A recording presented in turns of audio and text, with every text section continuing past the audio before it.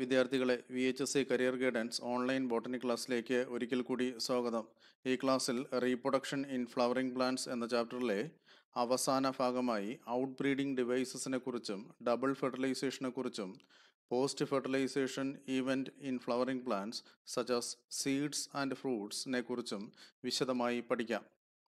ഈ ചാപ്റ്ററിൻ്റെ മുൻഭാഗങ്ങളിൽ male reproductive part, female reproductive part, pollination എന്നിവയെക്കുറിച്ച് വിശദമായി പ്രതിപാദിച്ചത് ഓർക്കുമല്ലോ. Let us first discuss the term inbreeding depression. The decrease in yield and quality of a plant due to continuous self-pollination is known as inbreeding depression. It leads to the loss of viability. സസ്യങ്ങളിൽ തുടർച്ചയായി സ്വപരാഗണം വഴി ഉണ്ടാകുന്ന അവസ്ഥയാണ് inbreeding depression. Inbreeding depression സസ്യങ്ങളുടെ ഉൽപാദനം, ഗുണങ്ങൾ, ജീവനക്ഷമത എന്നിവയെ ദോഷമായി ബാധിക്കുന്നു. Inbreeding depression is common in plant with bisexual flower that show increased chance of self pollination. It can be overcomed by discouraging self pollination or increasing the chance of cross pollination. ദ്വിലിംഗ പുഷ്പങ്ങളുള്ള സസ്യങ്ങളിൽ സ്വപരാഗണത്തിനുള്ള സാധ്യത കൂടുതലായതിനാൽ inbreeding ഡിപ്രഷന് സാധ്യത കൂടുതലാണ്. Inbreeding depression തരണം ചെയ്യുന്നതിന് സ്വപരാഗണം തടയുകയോ പരപരാഗണം പ്രോത്സാഹിപ്പിക്കുകയോ ചെയ്യണം. Next point, out breeding devices. In order to overcome inbreeding depression, plants in nature have certain adaptations to encourage cross-pollination. Such adaptations are collectively called as outbreeding devices. Common outbreeding devices in plants are: first one, pollen release and stigma receptivity are not synchronized. Second one, anther and stigma are at different positions. Third one, self-incompatibility. And last one, production of unisexual flowers. സ്വപരാഗണം inbreeding ഡിപ്രഷനിലേക്ക് നയിക്കുന്നതിനാൽ സസ്യങ്ങളിൽ പ്രകൃതിയാൽ തന്നെ പരപരാഗണം പ്രോത്സാഹിപ്പിക്കുന്നതിനുള്ള അനുകൂലനങ്ങൾ കാണിക്കുന്നു. ഇത്തരം അനുകൂലനങ്ങളെ ബഹിർ പ്രജനന മാർഗങ്ങൾ എന്നറിയപ്പെടുന്നു. പ്രധാനപ്പെട്ട ബഹിർ പ്രജനന മാർഗങ്ങൾ ഒന്നുകൂടെ പറയാം. First one, pollen release and stigma receptivity are not synchronized. Second one, anther and stigma are at different positions. Third one, self-incompatibility. And the last one, production of unisexual flowers. നമുക്ക് ഇവ ഓരോന്നും എന്താണെന്ന് വിശദമായി മനസ്സിലാക്കാം. First ഔട്ട്ബ്രീഡിംഗ് device is pollen release and stigma receptivity are not synchronized or not at the same time. It may happen by two conditions. First one, pollen is released before the stigma become receptive. And the second one is stigma is receptive before the release of pollen.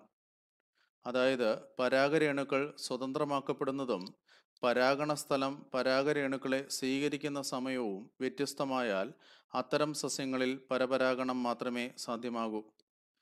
ഈ സാഹചര്യം രണ്ട് രീതിയിൽ സാധ്യമാകാം. ആദ്യത്തേത്, പരാഗരേണുക്കൾ പരാഗണസ്ഥലം പൂർണ്ണ വളർച്ച എത്തുന്നതിന് മുൻപ് സ്വതന്ത്രമാകുന്നു. രണ്ടാമത്തേത്, പരാഗരേണുക്കൾ സ്വതന്ത്രമാക്കുന്നതിന് മുൻപേ പരാഗണസ്ഥലം പൂർണ്ണ വളർച്ച എത്തുന്നു.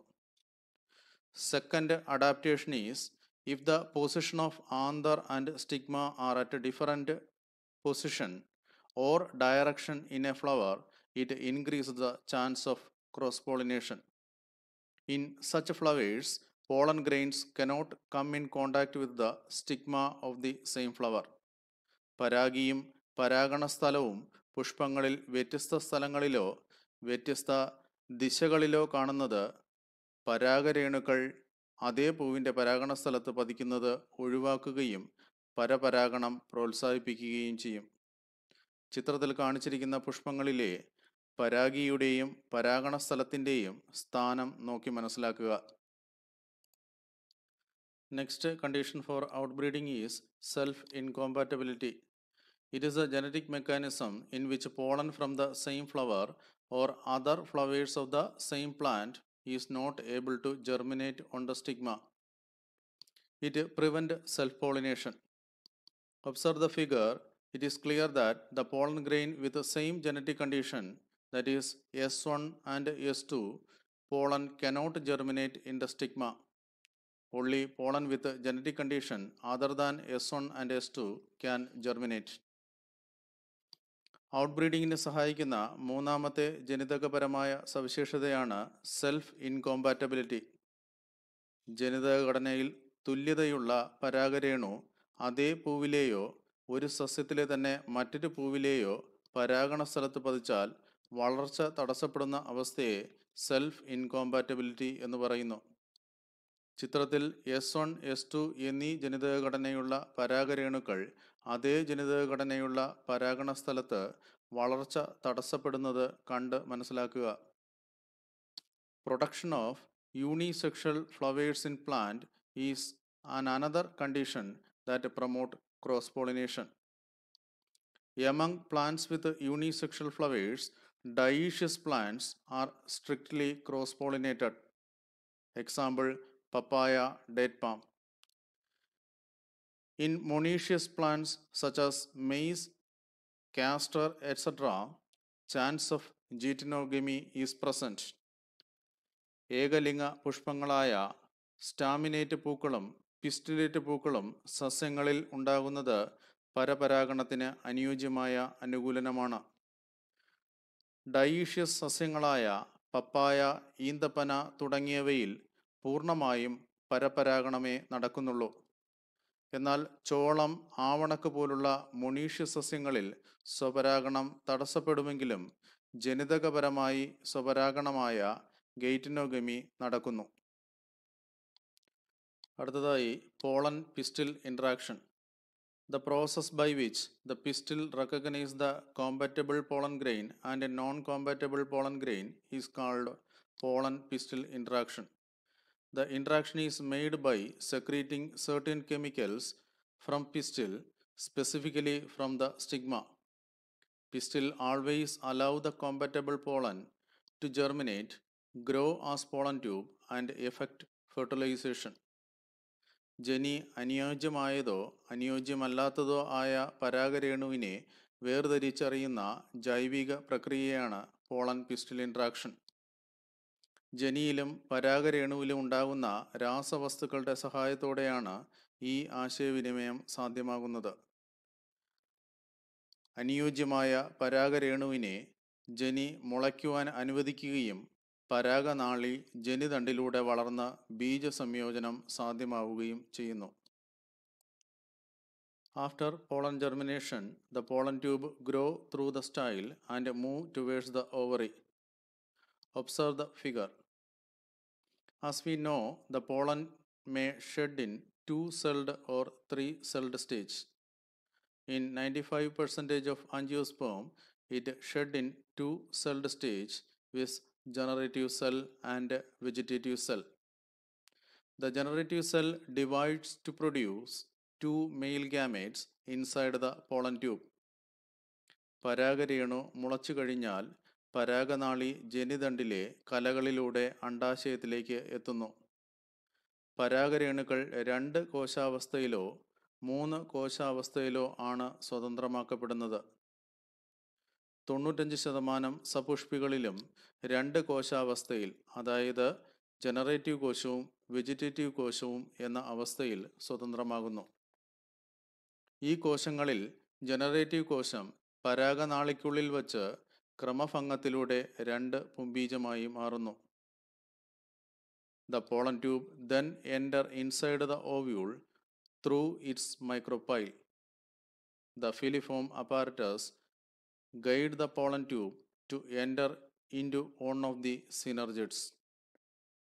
അണ്ഡാശയത്തിലെത്തുന്ന പരാഗനാളി ഓവ്യൂളിൻ്റെ മൈക്രോപൈലിലൂടെ ഉള്ളിലേക്ക് കടക്കുകയും ഫിലിഫോം അപ്പാരറ്റസിൻ്റെ സഹായത്താൽ ഏതെങ്കിലും ഒരു സിനർജിഡ് കോശത്തിലേക്ക് കടക്കുകയും ചെയ്യുന്നു. നെക്സ്റ്റ് ടോപ്പിക്, ആർട്ടിഫിഷ്യൽ ഹൈബ്രിഡൈസേഷൻ അഥവാ കൃത്രിമ വർഗസങ്കരണം.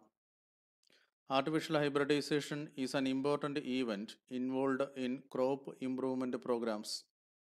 In this method, desired pollen grains from the male parents are used for pollination to produce plant with desired characters. സങ്കര ഇനം സസ്യങ്ങളുടെ ഉൽപാദനത്തിന് ഉപയോഗിക്കുന്ന മാർഗമാണ് കൃത്രിമ വർഗസങ്കരണം. കൃത്രിമ വർഗസങ്കരണത്തിൽ അഭിലഷണീയ ഗുണമുള്ള പരാഗരേണുവിനെ പരപരാഗണത്തിന് ഉപയോഗിക്കുകയും ഗുണമേന്മയുള്ള സസ്യങ്ങൾ ഉൽപ്പാദിപ്പിക്കുകയും ചെയ്യുന്നു. The steps involved in artificial hybridization are selection of parents, emasculation, bagging, artificial pollination, and rebagging. കൃത്രിമ വർഗസങ്കരണത്തിലെ വിവിധ ഘട്ടങ്ങൾ വിശദമായി മനസ്സിലാക്കാം. First step, selection of parents. In this step, male and female parents are selected after screening for a superior quality. The removal of anther from the bisexual flower bud before flower open or anther dehiscence is the second step in artificial hybridization. This process is called emasculation. Emasculation is not carried out if the female parent produces unisexual flowers. സവിശേഷ ഗുണങ്ങളുള്ള മാതൃ-പിതൃസസ്യങ്ങളെ തിരഞ്ഞെടുക്കുകയാണ് കൃത്രിമ ബീജസങ്കലനത്തിലെ ആദ്യ ഘട്ടം. തിരഞ്ഞെടുത്ത മാതൃസസ്യത്തിലെ ദ്വിലിംഗ പുഷ്പത്തിൽ നിന്നും പൂർണ്ണ വളർച്ച എത്തുന്നതിന് മുൻപ് കേസരങ്ങൾ നീക്കം ചെയ്യുന്ന പ്രക്രിയയെ ഇമാസ്കുലേഷൻ എന്ന് വിളിക്കുന്നു. ഏകലിംഗ പുഷ്പങ്ങൾ ഉൽപ്പാദിപ്പിക്കുന്ന മാതൃസസ്യമാണെങ്കിൽ emasculation നടത്തേണ്ടതില്ല. Next step is bagging. The covering of emasculated female flower with butter paper is called bagging. It prevents contamination of stigma by unwanted pollen grains. Artificial pollination is conducted by collecting pollen grains from male parents. The pollen grains are dusted into the stigma by artificial method. After artificial pollination, the female flower is rebagged and is allowed to develop seeds and fruits. You can observe the major events of artificial hybridization from the figure. ഇമാസ്കുലേഷന് ശേഷം മറ്റ് പരാഗരേണുക്കൾ പരാഗണ സ്ഥലത്ത് പതിക്കുന്നത് ഒഴിവാക്കുന്നതിനായി butter paper ഉപയോഗിച്ച് മാതൃസസ്യത്തിലെ പുഷ്പത്തെ മൂടി സൂക്ഷിക്കുന്നു. ഈ പ്രക്രിയയെ ബാഗിംഗ് എന്ന് വിളിക്കുന്നു. പരാഗരേണുക്കളെ സ്വീകരിക്കാൻ പ്രാപ്തമായാൽ മാതൃപുഷ്പങ്ങളുടെ പരാഗണ സ്ഥലത്ത് പിതൃസസ്യത്തിൽ നിന്ന് ശേഖരിച്ച പരാഗരേണുക്കൾ പതിപ്പിക്കുന്നു. ഈ പ്രക്രിയയാണ് കൃത്രിമ പരാഗണം. കൃത്രിമ പരാഗണശേഷം മാതൃപുഷ്പങ്ങളെ വിത്തും ഫലങ്ങളും ഉണ്ടാകുന്നതിനായി വീണ്ടും ബാഗിംഗ് ചെയ്യുകയും ചെയ്യുന്നു. Before going to discuss the fertilization events in plants, observe the video showing an unique feature of angiosperms, namely double fertilization. The embryo sac. Within the established embryo sac, cell walls begin to form between most of the nuclei. 3 cells named antipodal cells form opposite the opening of the ovule, known as the micropyle. Another 3 cells form above the micropyle. 2 of these are synergids, and the other is the egg cell. This leaves 2 nuclei in the center of the ovule. These central nuclei remain together in one large cell. It is the egg cell and this central nucleate cell which will eventually become part of the double fertilization event. In order for the double fertilization event to occur, the male gamete, the sperm, must travel from the anther to the embryo sac within the female reproductive organ. The pollen grain contains 2 main cells. A cell named the tube cell makes up the bulk of the pollen grain, and the sperm cell, which at this stage is known as the generative cell. To reach the embryo sac, a pollen grain must land on the stigma.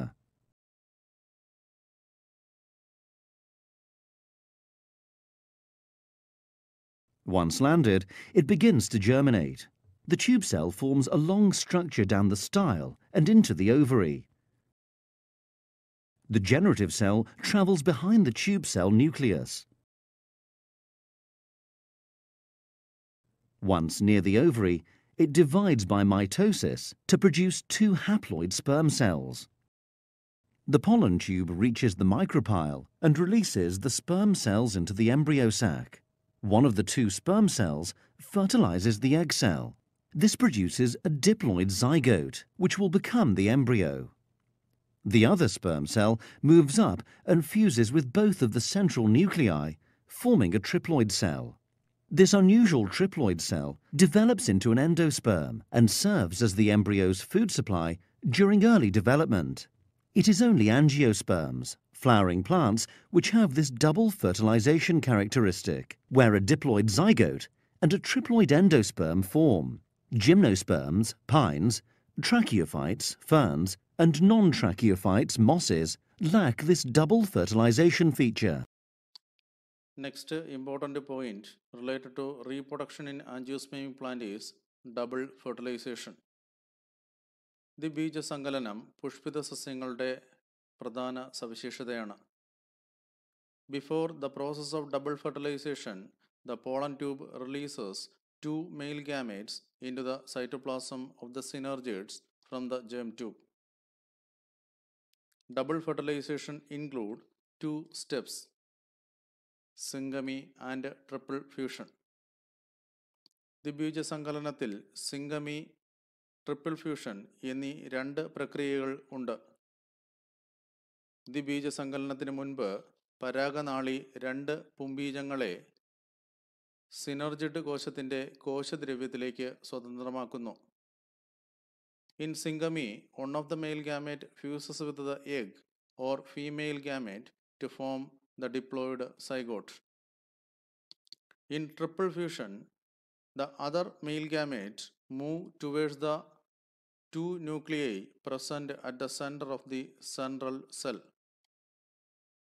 The two polar nuclei and the male gamete nuclei fuses to form triploid nucleus called primary endosperm nucleus. Since three nuclei are fused, it is called triple fusion. Triple fusion produces the triploid primary endosperm cell. രണ്ട് പുംബീജങ്ങളിൽ ഒന്ന് അണ്ഡകോശവുമായി സംയോജിച്ച് diploid ആയ സിക്താണ്ഡം ആയി മാറുന്ന പ്രക്രിയയെ syngamy എന്നറിയപ്പെടുന്നു. രണ്ടാമത്തെ പുംബീജം കേന്ദ്രകോശത്തിലെ രണ്ട് polar മർമ്മങ്ങളുമായി ചേർന്ന് ട്രിപ്ലോയിഡായ പ്രാഥമിക ബീജാന്ന മർമ്മം ആയി മാറുന്നു. ഈ പ്രക്രിയയിൽ മൂന്ന് മർമ്മങ്ങൾ സംയോജിക്കുന്നതിനാൽ ഇതിനെ ട്രിപ്പിൾ ഫ്യൂഷൻ എന്ന് വിളിക്കുന്നു. ട്രിപ്പിൾ ഫ്യൂഷൻ്റെ ഫലമായി ഉണ്ടാകുന്ന കോശമാണ് പ്രാഥമിക ബീജാന്ന കോശം. Observe the chart showing the changes occur in the flower parts after fertilization. The post-fertilization changes are: after fertilization, zygote develops into embryo. Primary endosperm cell develop into endosperm. Ovule develop into seeds and ovary develop into fruit.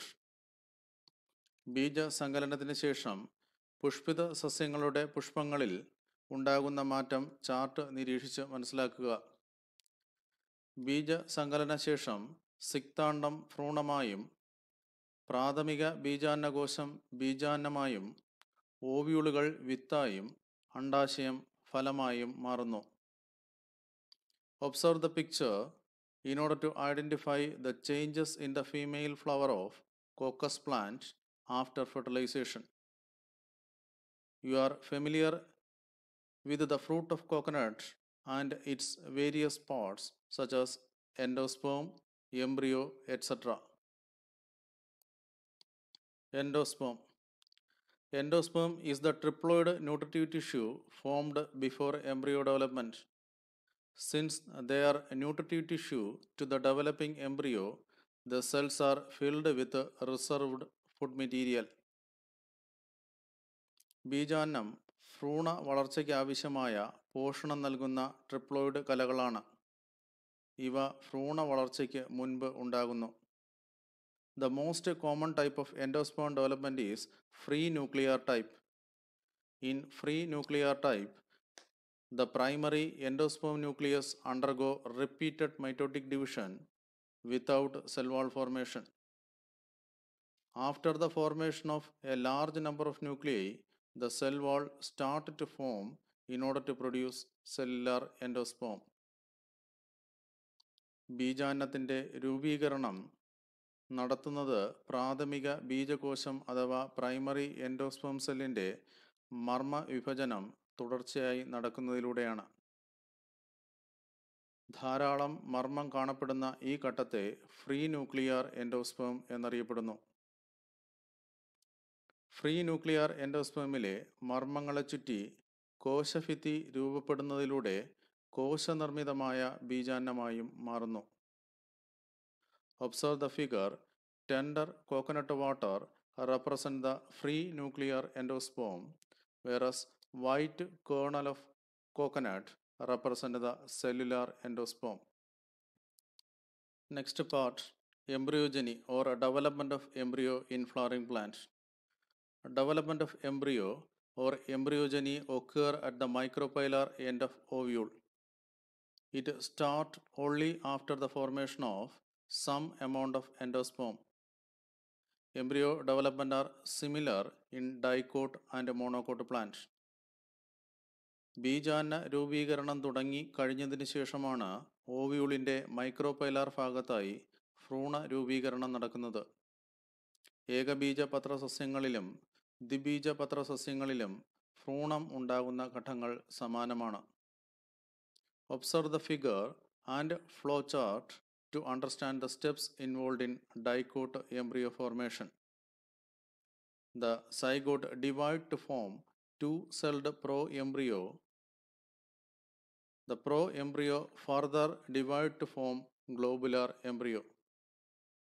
The globular embryo develop finally into mature embryo through the formation of a heart-shaped embryo. ചിത്രവും രേഖാചിത്രവും നോക്കി ഭ്രൂണ വളർച്ചയുടെ വിവിധ ഘട്ടങ്ങൾ തിരിച്ചറിയുക. അടുത്തതായി dicotyledonous and മോണോകോട്ടിലിഡനസ് എംബ്രിയോയുടെ ഘടന വിശദമായി മനസ്സിലാക്കാം. First one, dicotyledonous embryo. Observe the figure. The dicotyledonous embryo have an embryonal axis and two cotyledons. Embryonal axis above the level of cotyledon is called epicotyle, while the embryonal axis below the level of cotyledon is called hypocotyle. ചിത്രം നിരീക്ഷിക്കുക. മാതൃക ദ്വിബീജ ഭ്രൂണത്തിന് embryonal ആക്സിസും രണ്ട് ബീജപത്രങ്ങളും കാണുന്നു. ബീജപത്രങ്ങൾക്ക് മുകളിലേക്ക് കാണുന്ന embryonal ആക്സിസിനെ എപ്പികോട്ടയിൽ എന്നും താഴേക്കുള്ള ഭാഗത്തിനെ ഹൈപ്പോകോട്ടയിൽ എന്നും വിളിക്കുന്നു. The epicotyl ends in plumule or shoot tip, and the hypocotyl ends in radicle or root tip. The root tip is covered by root cap. എപ്പികോട്ടയിലിൻ്റെ അഗ്രഭാഗത്തെ കാണ്ടാഗ്രം അഥവാ പ്ലിമ്യൂൾ എന്നും ഹൈപ്പോകോട്ടയിലിൻ്റെ അഗ്രഭാഗത്തിനെ വേരിൻ്റെ അഗ്രം അഥവാ റാഡിക്കിൾ എന്നും പറയുന്നു. റൂട്ട് ക്യാപ്പ് വേരിൻ്റെ അഗ്രത്തിനെ സംരക്ഷിക്കുന്നു. Monocotyledonous embryo. Compared to dicotyledonous embryo, monocot embryo have only one cotyledon called scutellum. Scutellum is present on the lateral side of the embryo. The embryonal axis have radicle with a root cap at lower end and shoot apex at upper end. ദ്വിബീജ പത്രസസ്യങ്ങളെ അപേക്ഷിച്ച് ഏകബീജ പത്രസസ്യങ്ങളിൽ സ്കൂട്ടല്ലം എന്നറിയപ്പെടുന്ന ഒരു ബീജപത്രം ഭ്രൂണത്തിൻ്റെ ഒരു വശത്തായി കാണപ്പെടുന്നു. Embryonal ആക്സിസിന് താഴ്ഭാഗത്തായി റാഡിക്കിളും root ക്യാപ്പും കാണപ്പെടുമ്പോൾ മുകൾ ഭാഗത്തായി shoot അപ്പെക്സും കാണപ്പെടുന്നു. The radicle is covered by coleorhiza and shoot apex with leaf primordia are covered by coleoptile.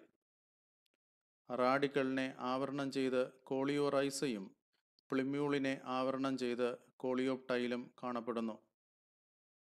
ചിത്രം നിരീക്ഷിച്ച് ഏകബീജപത്രസസ്യങ്ങളുടെ ഭ്രൂണഘടന മനസ്സിലാക്കുക. Next topic, seeds. Seeds are the fertilized ovules developed inside the fruits. A typical seed contains three parts. They are seed coats, cotyledon, and embryo. Seed coats are developed from the integument of ovules. ഫലത്തിനുള്ളിലുണ്ടാകുന്ന ബീജസങ്കലനം നടന്ന ഓവ്യൂളിനെ വിത്ത് എന്നറിയപ്പെടുന്നു. വിത്തിന് ബീജാവരണം, ബീജപത്രം, ഭ്രൂണം എന്നിങ്ങനെ 3 ഭാഗങ്ങളുണ്ട്. ഓവ്യൂളിൻ്റെ ഇൻറ്റഗുമെൻ്റ് രൂപാന്തരണം നടന്നാണ് ബീജാവരണം ഉണ്ടാകുന്നത്. Perisperm. Persistent nucellus present inside the seed of pepper and beet is called perisperm. Beet, കുരുമുളക് എന്നിവയുടെ വിത്തിനുള്ളിൽ കാണുന്ന ന്യൂസെല്ലസിൻ്റെ അവശേഷിപ്പിനെ പെരിസ്പോം എന്നറിയപ്പെടുന്നു. ചിത്രം നിരീക്ഷിച്ച് വിത്തിൻ്റെ ഘടനയും കുരുമുളക് വിത്തിനുള്ളിലെ പെരിസ്പേമും മനസ്സിലാക്കുക. Based on the presence or absence of endosperm, there are 2 types of seeds. They are non-albuminous seeds or ex-albuminous seeds and albuminous seeds. ബീജാന്നം കാണപ്പെടുന്നോ ഇല്ലയോ എന്നതിനെ അടിസ്ഥാനമാക്കി വിത്തുകളെ നോൺ ആൽബുമിനസ് വിത്തുകളെന്നും ആൽബുമിനസ് വിത്തുകളെന്നും തരംതിരിക്കുന്നു. The seeds in which endosperm is completely absent is called ex-albuminous seeds or non-albuminous seeds. In such seeds, endosperm is completely consumed for embryo development. Seeds of pea, groundnut, and beans are example for ex-albuminous seeds. In albuminous seeds such as wheat, maize, rice, castor, etc., the endosperm is not completely consumed for embryo development. Such seeds have endosperm. വിത്തിൽ ബീജാന്നത്തിൻ്റെ സാന്നിധ്യം കാണപ്പെടുന്നുവെങ്കിൽ അത്തരം വിത്തുകളെ albuminous സീഡുകൾ എന്ന് വിളിക്കുന്നു. ഇത്തരം വിത്തിൽ ഭ്രൂണ വളർച്ചയ്ക്കായി ബീജാന്നം പൂർണ്ണമായും ഉപയോഗിക്കുന്നില്ല. എന്നാൽ നോൺ ആൽബുമിനസ് സീഡിൽ നിന്നും ബീജാന്നം പൂർണ്ണമായും ഭ്രൂണ വളർച്ചയ്ക്കായി ഉപയോഗിക്കുന്നതിനാൽ വിത്തിൽ ബീജാന്നം കാണപ്പെടുന്നില്ല. Observe the figure to differentiate 2 types of seeds and understand the structure of typical seeds. Seed dormancy. The period of inactivity of embryo inside the seed is called seed dormancy. വിത്തിനുള്ളിൽ ഭ്രൂണം നിഷ്ക്രിയമായി കാണുന്നതിനെ സീഡ് ഡോർമൻസി എന്നറിയപ്പെടുന്നു. The ability of the seed to germinate is called seed viability. Seed viability depends on various factors. Seed viability period is different in various plants. For example, seed of Lupinus articus excavated from Arctic tundra was viable after 10,000 years. Seeds of date palms from King Herod's palace germinate after 2,000 years. വിത്തിൻ്റെ മുളയ്ക്കുന്നതിനുള്ള ശേഷിയെ seed viability എന്നറിയപ്പെടുന്നു. വിവിധ സസ്യങ്ങളിൽ seed വയബിലിറ്റിയുടെ കാലയളവ് വ്യത്യസ്തമായിരിക്കും. ഉദാഹരണത്തിന്, Arctic ടുണ്ട്രയിൽ നിന്നും പരിവേഷണം വഴി ലഭിച്ച ലുപ്പൈൻ ചെടിയുടെ വിത്ത് ഏകദേശം 10,000 വർഷങ്ങൾ കാലപ്പഴക്കമുള്ളതും ജീവക്ഷമത ഉള്ളതുമാണെന്ന് കണ്ടെത്തി. പുരാവസ്തു പരിവേഷണ ഫലമായി ലഭിച്ച ഈന്തപ്പനയുടെ 2000 വർഷം പഴക്കമുള്ള വിത്തും മുളയ്ക്കുന്നതായി കണ്ടെത്തിയിട്ടുണ്ട്. ലുപ്പൈൻ ചെടിയുടെ ചിത്രം നിരീക്ഷിക്കുക. Apomixis and polyembryony. The process of formation of seeds without fertilization is known as apomixis. Such seeds are called apomictic seeds. Apomixis is a type of asexual reproduction that mimics sexual reproduction.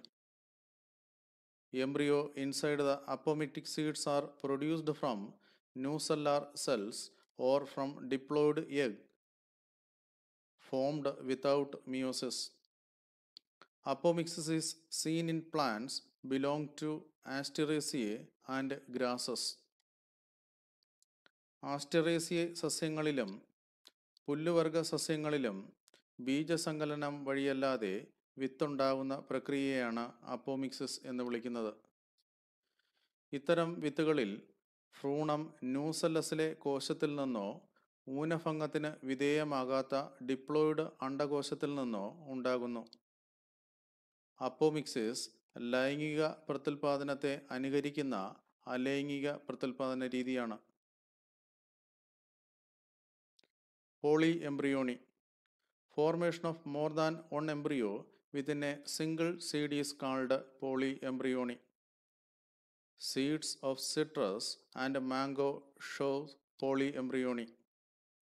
ഒന്നിൽ കൂടുതൽ ഭ്രൂണം ഒരു വിത്തിൽ കാണുന്നുവെങ്കിൽ അതിനെ പോളിഎംബ്രിയോണി എന്ന് വിളിക്കുന്നു. മാവിൻ്റെയും നാരകത്തിൻ്റെയും വിത്ത് പോളിഎംബ്രിയോണി കാണിക്കുന്നു. ചിത്രം നിരീക്ഷിച്ച് മാവിലെയും നാരകത്തിലെയും പോളിഎംബ്രിയോണി മനസ്സിലാക്കുക. Observe the video showing the post-fertilization changes in blackberry and pear flower. Blackberry, pear എന്നീ സസ്യങ്ങളിൽ പൂവിൽ നിന്ന് ഫലങ്ങൾ ഉണ്ടാകുന്ന വീഡിയോ കാണുക. ബീജസംയോജന ശേഷം പൂവിലുണ്ടാകുന്ന മാറ്റങ്ങൾ ശ്രദ്ധിക്കുക.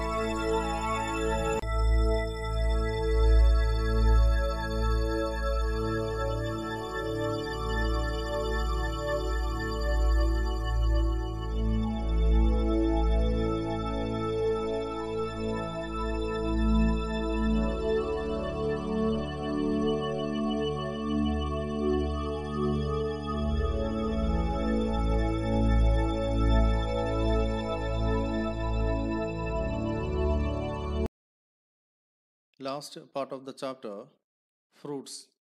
Fruits are the post-fertilized or ripened ovary. The wall of the fruit is called pericarp. Based on nature of the pericarp, fruit may be fleshy or dry. Fruits of mango, orange, etc. are fleshy, whereas fruits of groundnut, mustard, etc. are dry. ബീജസംയോഗം നടന്ന അണ്ഡാശയമാണ് ഫലങ്ങളായി മാറുന്നത്. ഫലത്തിൻ്റെ ആവരണഭിത്തിയെ pericarp എന്ന് വിളിക്കുന്നു. പെരികാർപ്പിൻ്റെ രീതി അനുസരിച്ച് ഫലങ്ങളെ മാംസള ഫലങ്ങളെന്നും ശുഷ്കഫലങ്ങളെന്നും രണ്ടായി തിരിക്കുന്നു. Orange, മാങ്ങ തുടങ്ങിയവ മാംസള ഫലങ്ങളും നിലക്കടല, കടുക് മുതലായവ ശുഷ്കഫലങ്ങൾക്കും ഉദാഹരണമാണ്. Fruits are classified into three types based on its nature of development.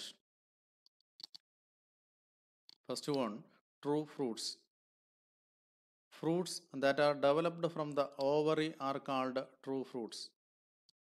Mango, coconut, etc. are example for true fruits. അണ്ടാശയത്തിൽ നിന്നും രൂപം കൊള്ളുന്ന ഫലങ്ങളെ യഥാർത്ഥ ഫലങ്ങൾ എന്നറിയപ്പെടുന്നു. False fruit. Fruits developed from the thalamus of a flower is called false fruit. Apple, cashew, and strawberry are example for false fruits. അണ്ടാശയത്തിൽ നിന്നല്ലാതെ തലാമസിൽ നിന്ന് ഫലങ്ങൾ ഉണ്ടാവുകയാണെങ്കിൽ അത്തരം ഫലങ്ങളെ കപടഫലങ്ങൾ എന്ന് പറയുന്നു. സ്ട്രോബെറി, കശുമാവ്, ആപ്പിൾ എന്നിവയിൽ കപടഫലങ്ങൾ കാണുന്നു. Fruits that are developed without fertilization are called parthenocarpic fruits. Such fruits does not have seeds. Banana, grapes, etc. are example for parthenocarpic fruits. ബീജ സംയോജനം നടക്കാതെയാണ് ഫലങ്ങൾ ഉണ്ടാകുന്നതെങ്കിൽ അത്തരം ഫലങ്ങളെ പാർത്തനോകാർപ്പിക് ഫലങ്ങൾ എന്ന് പറയുന്നു. ഇത്തരം ഫലങ്ങളിൽ വിത്ത് കാണപ്പെടുന്നില്ല. മുന്തിരി, വാഴപ്പഴം എന്നിവ ഇതിന് ഉദാഹരണമാണ്. Activities are related to the topic. First question, removal of anther from the bisexual flower before the anther dehiscence is called dash. Second question, define the following terms providing suitable examples. First one, apomixis. Second one, parthenocarpy. Third one, perisperm. Third question, prepare a table to compare dicot and monocot embryo. Last question, name the two important steps involved in double fertilization. Write its significance.